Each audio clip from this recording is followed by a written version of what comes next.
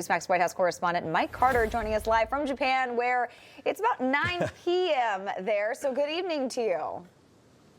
Yeah, good morning, guys, in New York. Good evening here in Japan. Well, President Trump became the first sitting U.S. president to cross into North Korea, of course, back in June of 2019.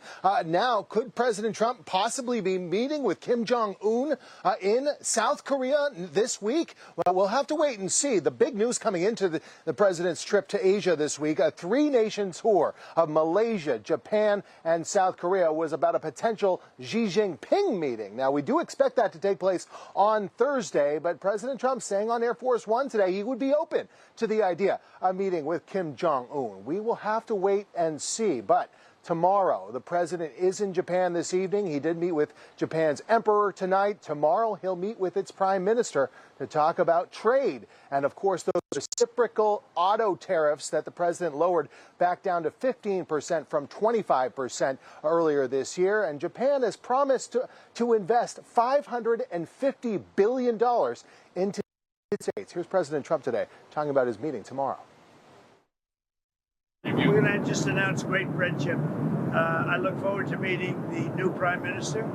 I hear phenomenal things. She was a great ally and friend of Shinzo Abe, who was my friend, the former prime minister, and he was great. He was one of my best. He was one of the best, and the group, he was one of the best, really best.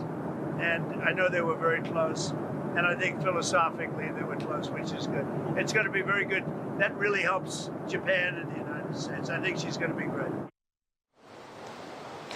Well, President Trump arrived in Japan from Kuala Lumpur, Malaysia earlier today, where he brokered a pair of rare earth mineral deals over the weekend. Also, some trade deals with Vietnam and Cambodia. But yet another peace agreement signed on to this weekend between Thailand and Cambodia. Thanks to President Trump, he used higher tariffs as a threat if those countries didn't come to peace.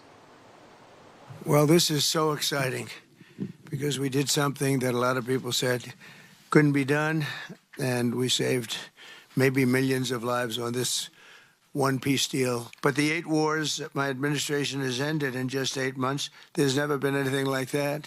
Never. There never will be either.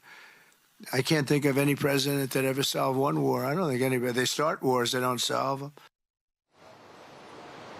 So, President Trump arriving in Tokyo tonight after 2 days of meetings in Kuala Lumpur, and some of those meetings took place between the United States and China, trying to work out a new trade agreement. Scott Bessent, the Treasury Secretary, says an initial framework is in place for a possible U.S.-China trade deal. It could be finalized when the president potentially meets with Xi Jinping on Thursday. We had a very good meeting, Janus and myself, with our counterpart, the Vice Premier, and we have a framework for President Trump, President Xi to decide on, and we discussed a wide range of things from tariffs, trade, fentanyl, substantial purchase of U.S. agricultural products. And rare earths. And rare earths. All right, so we'll wait to see about that Trump-Xi meeting. And again, looking forward to a possible Kim Jong Un meeting. The president possibly extending his trip here to Asia this week. We should know more from the president in his bilateral meeting with Japan's prime minister tomorrow morning. Guys? Boy, that'll make some scrambling for some teams to get ready for that. All Very right, thanks, Mike. Information. Truth